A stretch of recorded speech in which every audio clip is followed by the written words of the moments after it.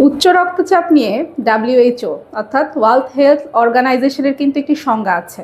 আপনার রক্তচাপের মাত্রা যদি 90/140-এর বেশি হয় তখন তাকে আমরা উচ্চ রক্তচাপ হিসেবে আখ্যায়িত করে থাকি। উচ্চ রক্তচাপ হলে আমাদের মাথায় সবার আগে যে জিনিসটি আসে, লবণ জাতীয় খাবার খাওয়া যাবে না, কারণ অতিরিক্ত লবণ খেলে রক্তচাপের মাত্রা বাড়তে পারে। কিন্তু একটি কথা আমরা ভুলে যাই যে রক্তচাপ যে শুধুমাত্র উচ্চ লবণ জাতীয় খাবারের সাথে জড়িত তা কিন্তু নয়, বরঞ্চ পটাশিয়াম আছে এমন খাবার কিন্তু রক্তচাপ কমায়। তাই আপনি যদি সোডিয়াম বেশি অর্থাৎ উচ্চ লবণযুক্ত খাবারগুলো অ্যাভয়েড করেন এবং তার পাশাপাশি পটাশিয়াম আছে এমন খাবারগুলো গ্রহণ করেন, তখন কিন্তু আপনার রক্তচাপের মাত্রা নিয়ন্ত্রণে রাখা সম্ভব। এগুলোর মধ্যে প্রথমেই আসে ডাবের পানির কথা, এছাড়া আসে আপেলের কথা। সবুজ আপেল কিন্তু আপনার রক্তচাপ নিয়ন্ত্রণে রাখতে সহায়তা করে। এছাড়াও টক দই রক্তচাপ নিয়ন্ত্রণে এটা কিন্তু খুবই উপকারী।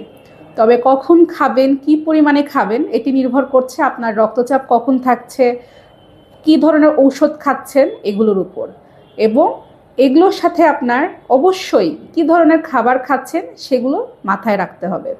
সাধারণত আমরা একটা জিনিস ভুলে যাই যে যখন আমরা বলি যে অতিরিক্ত লবণ খাবেন না, তখন মানুষ বোঝে যে পাতে যে এক্সট্রা লবণটা খাচ্ছেন এটি খাওয়া যাবে না। কিন্তু লবণাক্ত যে খাবারগুলো আছে সেগুলো কিন্তু ঠিকই খাওয়া হয়। এগুলোর মধ্যে খুবই কমন আচার। আমের সিজনে কিন্তু সবার বাসায় আচার তৈরি হচ্ছে, আর যার উচ্চ রক্তচাপ আছে তিনিও কিন্তু নির্দ্বিধায় আমের আচার খাচ্ছেন। কিন্তু এটা মনে রাখতে হবে, আচারকে কিন্তু প্রিজার্ভ যে করা হয় ওটা লবণের মধ্যেই করা হয়। তাই আমের আচার কিংবা যে কোনো ধরনের আচার কিন্তু খুবই উচ্চ লবণযুক্ত একটি খাবার। এছাড়া আরেকটি বিষয় আছে যা আমরা অনেক সময় ভুলে যাই, সল্টেড বিস্কিট কিংবা চানাচুর।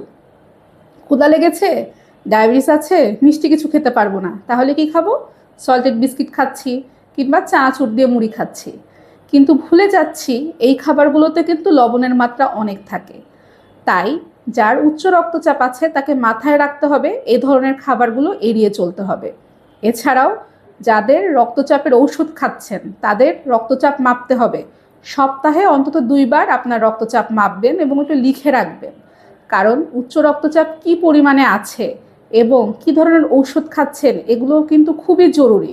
ঔষধ বাড়তেও পারে, কমতেও পারে, এটা কিন্তু সম্পূর্ণ নির্ভর করে আপনার রক্তচাপ কিভাবে আছে। তাই খেয়াল রাখুন নিজের এবং নিজের পরিবারের। উচ্চ রক্তচাপ নিয়ে কোনো ভয় নাই, বরং সচেতনতা তৈরি করুন। ধন্যবাদ।